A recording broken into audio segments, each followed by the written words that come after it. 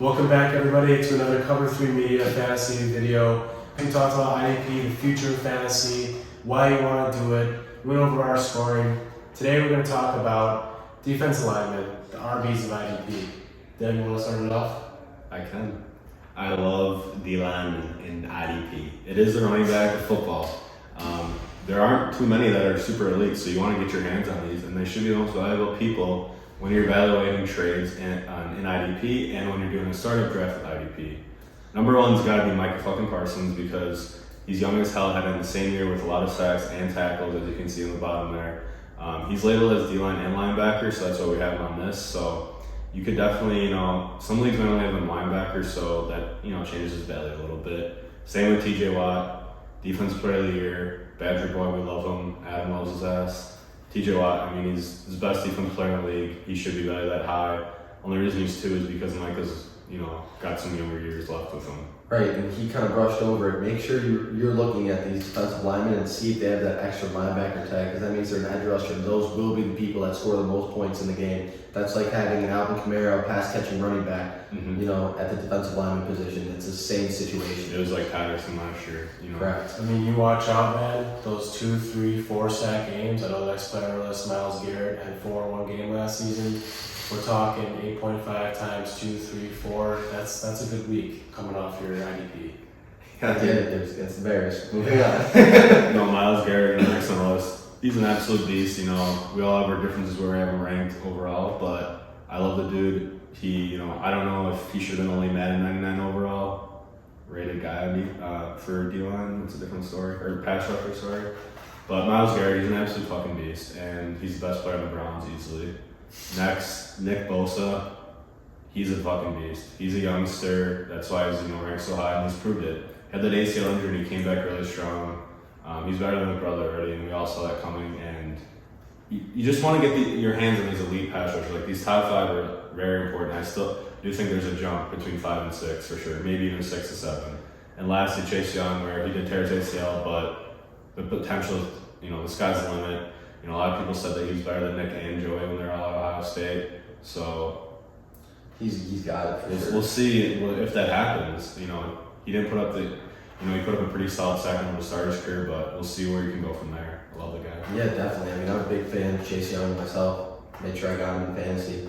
Locked in Nick Bosa too. So, put that on my shoulder a little bit there.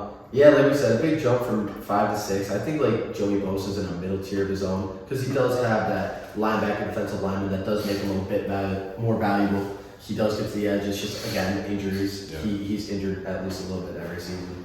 But if he stays healthy, he's right up there in that top tier. So it's kind of a tier of his own. We have that top 5, 6, and then 7 and down.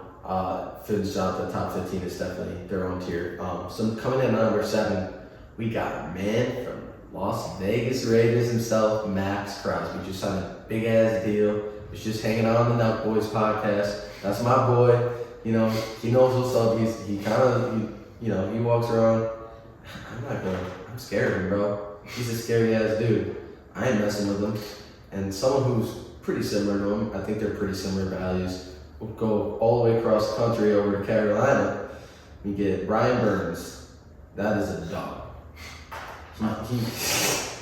If he roars like that, he ain't a dog. But I'll tell you this, he gets down to the trenches and he knows how to finish the job. The next is our favorite rookie coming out of this year. Christian. No.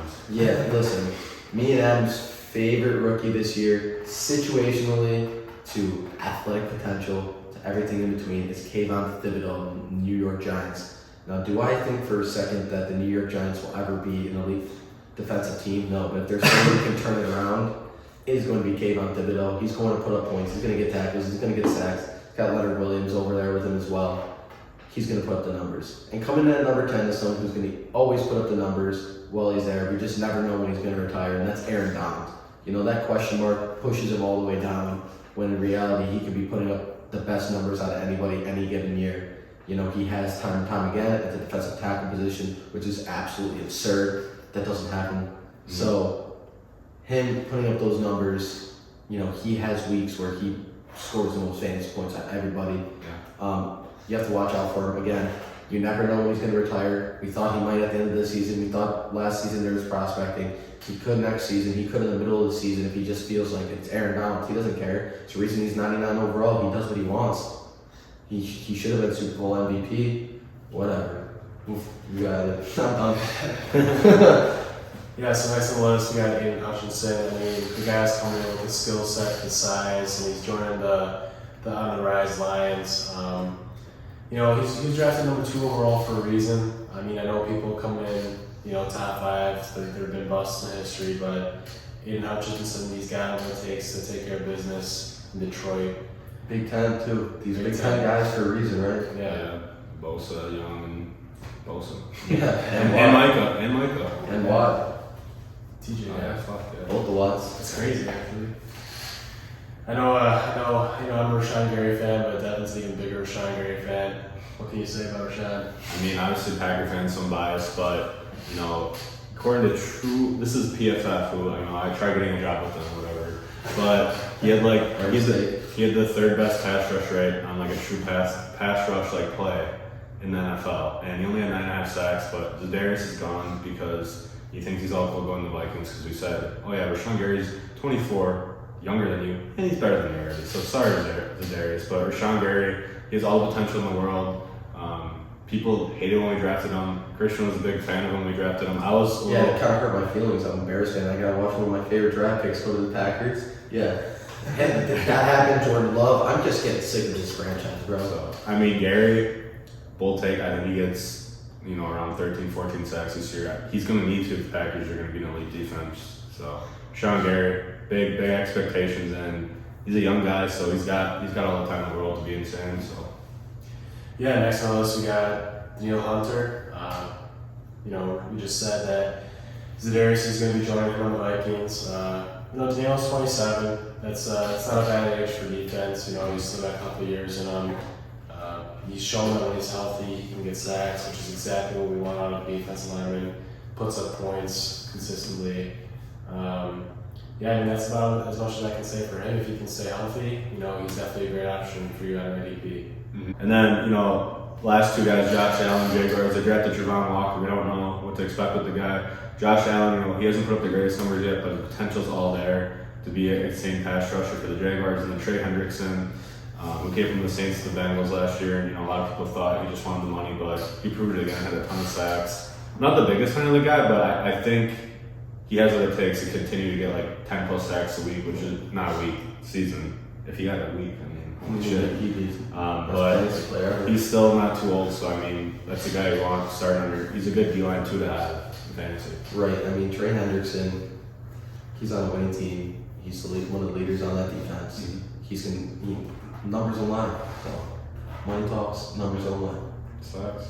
All right. And there's our defensive lineman, right?